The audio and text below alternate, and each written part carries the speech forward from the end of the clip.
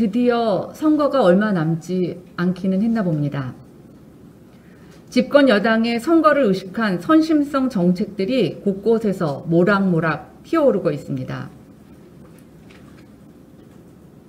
원칙과 부동산 투기와의 전쟁을 강조했던 문재인 정부의 부동산 정책이 4월 재보궐선거를 앞두고 규제 완화 카드를 검토한다는 뉴스가 나오고 있습니다.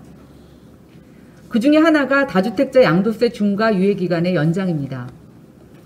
그동안 시장에서 꾸준히 제기가 되었던 제안이었으나 선거를 앞두고 이렇게 불쑥 검토한다는 그 저희가 좀 의심스럽습니다. 또한 재개발 재건축만 빼고 호텔방까지 개조하겠다던 정부의 영끌, 신축 중심 반쪽짜리 공급 정책의 한계를 슬그머니 인정하는 듯 해석도 됩니다. 그렇지만 이렇게 높은 집값 수준과 대출 억제에도 불구하고 지난해 주택 거래량이 사상 최대치를 기록한 데 이어 올해에도 집값 상승을 예측하는 의견들이 많습니다.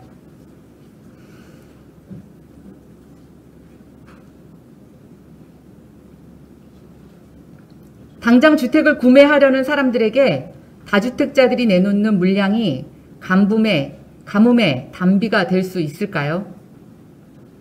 또다시 현금 부자들만 그렇게 나온 주택을 줍줍 파는 게 아닐까 걱정이 됩니다. 기껏 유예를 한다고 해도 다주택자들의 양도세율은 50%가 넘습니다.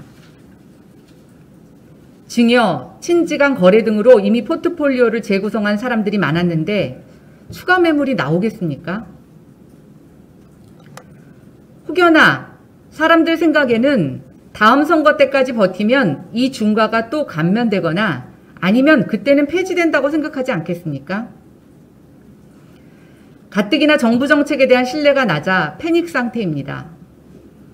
그래서 주무부처 장관도 교체한 게 아닙니까? 그런데 이젠 선거를 의식해 정책이 너울 칩니다. 양도세를 손볼 거면 일부 다주택자만을 대상으로 하지 말고 범용적으로 하십시오.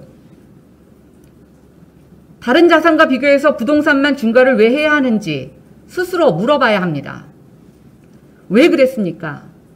당초에는 과표가 너무 낮아서 보유세가 너무 적어서 거래세를 높인 게 아닙니까? 이젠 과표도 보유세도 현실화되고 있습니다.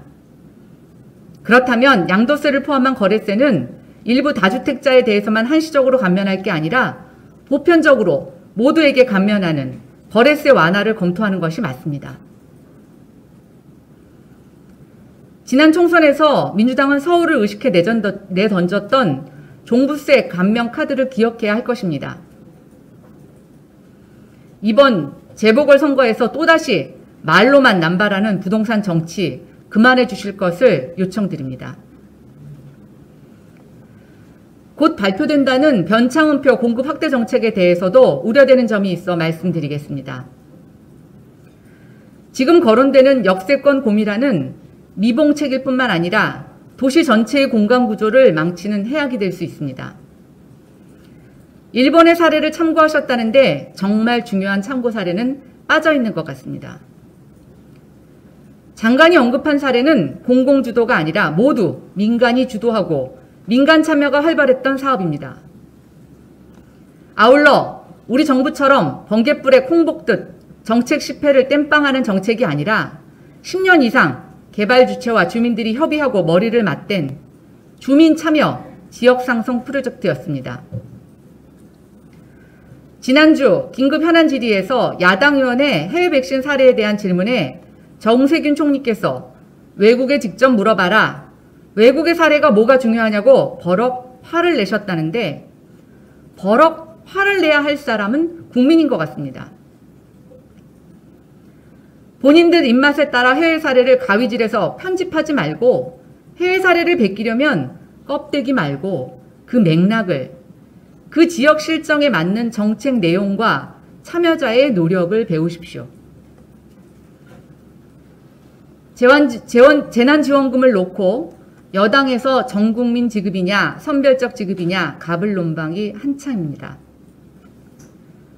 재난지원금 말고 다양한 규제들도 같은 토론을 해주십시오.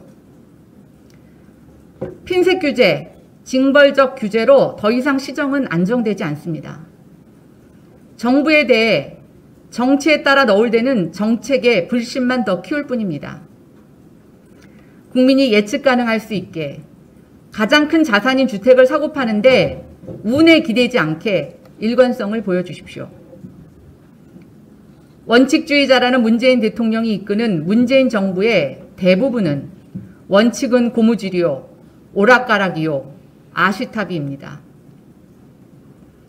오늘 10년사를 통해 새로운 모습을 보이시겠다면 곧 발표될 부동산 공급 대책부터 그 모습을 보여주시기 바랍니다.